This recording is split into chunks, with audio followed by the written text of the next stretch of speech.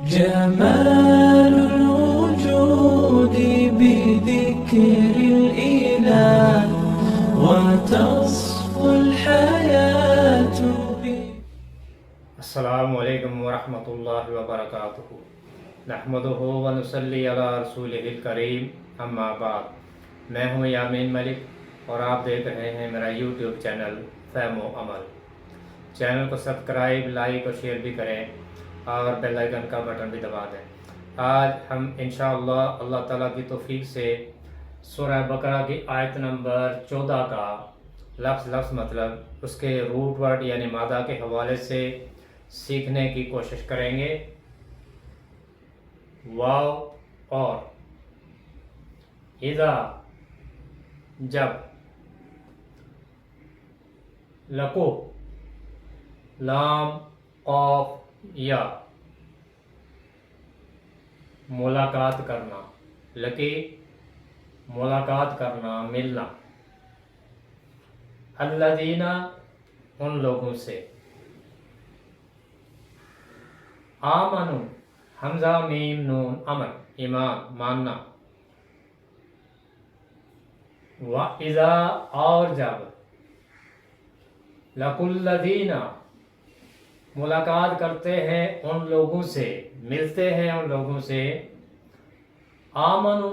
جو ایمان لائے، اہل ایمان، قالو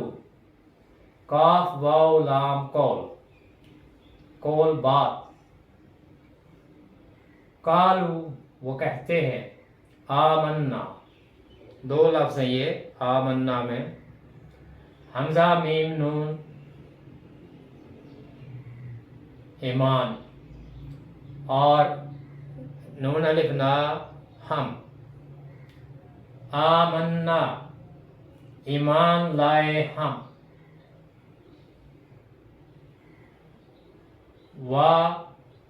واضح پروا اور اذا جب، خلو خا لام واو خلو خلا علیحدگی میں، الی طرف، شیاطینہم شین تا نون، شطن شیطان، ہم اپنے، وَإِذَا اور جب، لَقُوا الَّذِينَ آمَنُوا وہ ملاقات کرتے ہیں ان لوگوں سے جو ایمان لائے، قالو وہ کہتے ہیں، آمنا ہم بھی ایمان لائے، ہم بھی مومن ہیں، وَإِذَا اور جب، خلو الگ ہوتے ہیں، الی طرف، شیاطینہم اپنے شیطانوں کی طرف، قالو کاف واو لام قول بات، انا بشک ہم، انا بشک ہم دو لفظ ہیں یہ، ان نا بے شک ہم، نا ہم کے معنی میں، انا بے شک ہم، معاکم دو لفظ ہیں، مع ساتھ، کم تمہارے، معاکم تمہارے ساتھ، انما بے شک، نحنو ہم، مستہزئون ہا زا حمزہ، ہزا مذاق کرنا، وَإِذَا اور جب، لَقُوا الَّذِينَ آمَنُوا وہ ملاقات کرتے ہیں ان لوگوں سے جو اہل ایمان ہیں، قالو وہ کہتے ہیں، آمنا ہم بھی ایمان لائے، وَإِذَا خَلَوْا اور جب وہ الگ ہوتے ہیں، علیحدگی میں ہوتے ہیں، تنہائی میں ہوتے ہیں، اِلیٰ شیاطینہم اپنے شیطانوں کی طرف، قالوا وہ کہتے ہیں انا معکم بے شک ہم تمہارے ساتھ ہیں، انما بے شک نحن ہم مستہزئون ہم تو مذاق کرنے والے ہیں، مذاق کرتے ہیں۔ اس آیت میں بہت سے الفاظ ایسے ہیں جن کی تکرار ہے، اور 4 الفاظ ایسے ہیں جن کی وضاحت ضروری ہے، جو ہمارے لیے نئے ہیں۔ انشاءاللہ میں ان کی وضاحت آپ کے سامنے کروں گا اللہ تعالیٰ کی توفیق سے۔ لقو، لام قاف یا، لکی ملاقات کرنا، ملنا، لام قاف یا، لکی ملاقات کرنا، اس کا لغوی معنی ہے کسی جسم کا دوسرے جسم کے سامنے آنا، یا جسم کا جسم تک اس طرح سے پہنچنا کہ وہ آپس میں مس کر جائیں، اسی سے لقاء ہے۔ لقاء ملاقات کرنا، آمنے سامنے آنا،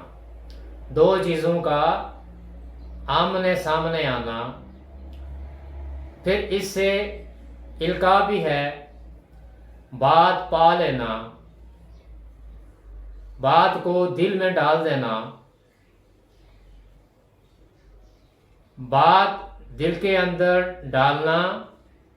وحی کے لیے بھی یہی لفظ آیا ہے القاء۔ وحی بھی نبی کریم صلی اللہ علیہ وآلہ وسلم کے دل پر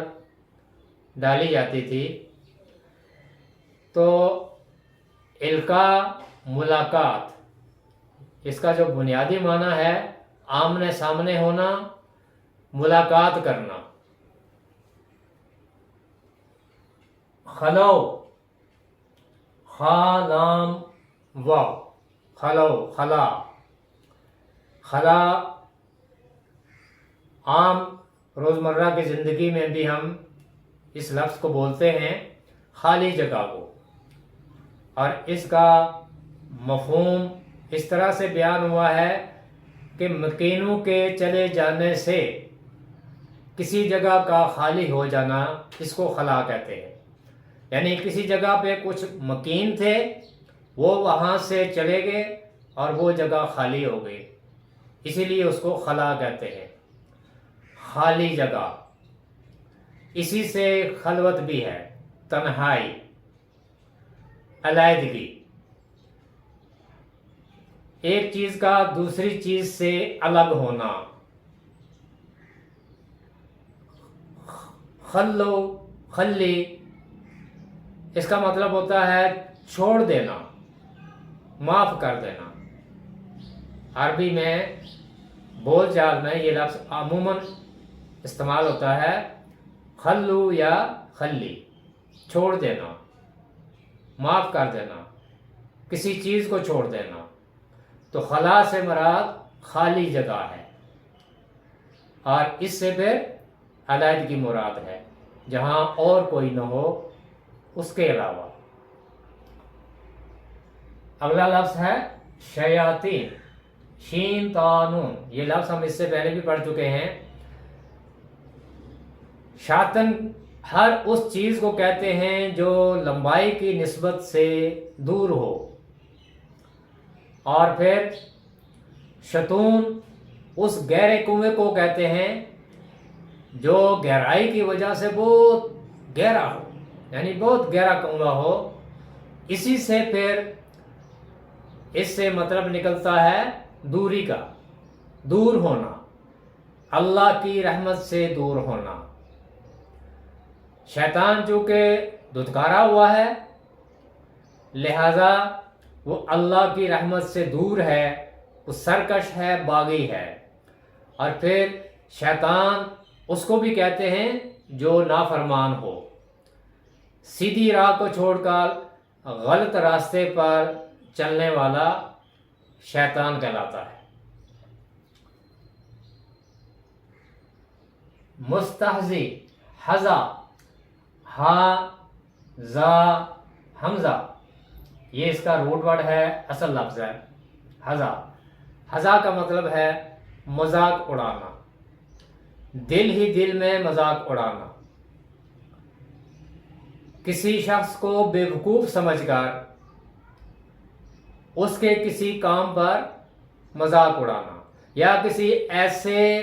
کام پر کسی شخص کا مذاق اڑانا جو کام اس سے سرزدی نہ ہوا ہو۔ تو حزا سے مراد ہے مذاق اڑانا، خصوصاً دل ہی دل میں مذاق اڑانا، دوسرے کو بے وقوف سمجھ کر مذاق اڑانا۔ اب آیت کا لفظ مطلب اور اس کا با محاورہ مطلب میں آپ کے سامنے رکھتا ہوں۔ وَإِذَا لَقُوا الَّذِينَ آمَنُوا، اور جب وہ ملاقات کرتے ہیں ان لوگوں سے جو ایمان لائے، یہاں بھی منافقین کا ذکر ہے۔ وَإِذَا لَقُوا الَّذِينَ آمَنُوا، جب وہ منافقین اہل ایمان سے، صحابہ کرام سے ملتے ہیں، قالوا، وہ کہتے ہیں، آمنا، ہم بھی ایمان لائے، ہم بھی مسلم ہیں، ہم بھی اہل ایمان ہیں۔ وَإِذَا خَلَوْا، اور جب وہ علیحدگی میں ہوتے ہیں منافقین، إِلَى شَيَاطِينِهِمْ، اپنے شیطانوں کی طرف۔ ایک شیطان تو وہ ہے جو شیطان جن ہے، لیکن بہت سے انسان بھی جو شیطان صفت ہوتے ہیں وہ بھی شیطان کہلاتے ہیں۔ اس لیے یہاں شیاطینہم سے مراد صرف شیطان ہی نہیں بلکہ وہ لوگ بھی ہیں، وہ سردار بھی ہیں جو شیطان کا کردار ادا کرتے ہیں۔ اور شیطان کا کردار کیا ہے؟ گمراہ کرنا۔ وَإِذَا لَقُوا الَّذِينَ آمَنُوا، اور جب وہ منافقین اہل ایمان سے ملتے ہیں، ملاقات کرتے ہیں، قالوا، وہ کہتے ہیں، آمنا، ہم بھی اہل ایمان ہیں، ہم بھی مومن ہیں، ہم بھی ایمان لائے۔ وَإِذَا خَلَوْا إِلَى شَيَاطِينِهِمْ، لیکن جب وہ اپنے ان سرداروں کے پاس ہوتے ہیں یا جنوں کے پاس ہوتے ہیں، کون سے جن؟ جو شیطان جن ہیں، کیونکہ جنوں میں کافر بھی ہیں اور مسلم بھی ہیں۔ وَإِذَا خَلَوْا إِلَى شَيَاطِينِهِمْ، اور جب وہ اپنے ان شیطانوں کی طرف ہوتے ہیں یا اپنے ان سرداروں کے پاس ہوتے ہیں، اپنی ان سرداروں کی محفل میں ہوتے ہیں، قالوا، تب وہ ان سے کہتے ہیں، منافقین اپنے ان سرداروں سے کہتے ہیں، انا معکم، بے شک ہم تو تمہارے ساتھ ہی ہیں، ہم مسلم نہیں ہیں، ہم اہل ایمان نہیں ہیں، ہم تمہارے ساتھ ہیں، انما نحن مستہزئون، بے شک ہم ان اہل ایمان کے ساتھ مذاق کر رہے ہیں۔ یہ کیا مذاق ہے؟ یہ منافقت ہے، یعنی ان کے دل میں کچھ اور ہے اور زبان پر کچھ اور ہے۔ زبان پر تو وہ اس بات کا اقرار کرتے ہیں کہ ہم اللہ پر بھی ایمان لائے اور یوم آخرت پر بھی ایمان لائے، لیکن دل ان کا اس بات کی گواہی نہیں دیتا، دل میں ان کے کچھ اور ہے، اور وہ کیا ہے؟ وہ منافقت ہے۔ اسی لیے یہاں پہ بتایا جا رہا ہے قالوا انا معکم، تب وہ کہتے جب وہ اپنے ان شیطان سرداروں کے پاس ہوتے تو ان سے یہ کہتے کہ ہم تو تمہارے ساتھ ہی ہیں، ہم تو تمہاری جماعت کے ہی ہیں، انما نحن مستہزئون، اصل میں ہم ان اہل ایمان کے ساتھ مذاق کر رہے ہیں۔ اور یہ مذاق وہی منافقت ہے، وہ جو منافقت کی بیماری ان کے اندر تھی، یہ اہل ایمان کے ساتھ منافقت کر رہے ہیں، لیکن اصل میں یہ اس منافقت کا نقصان ان کو ہی ہوگا۔ اگلی آیت میں ہم اس کے بارے میں پڑھیں گے کہ یہ جو مذاق کر رہے ہیں یہ اصل میں مذاق ان کے لیے ہے کیا۔ تو اس آیت میں بھی منافقین کا ہی ذکر ہے کہ منافقین یہ تب کی بات ہے جب نبی کریم صلی اللہ علیہ وآلہ وسلم مکہ سے ہجرت کر کے مدینہ تشریف لائے تھے، تو مکہ میں تو مشرکین تھے، لیکن مدینہ میں آنے کے بعد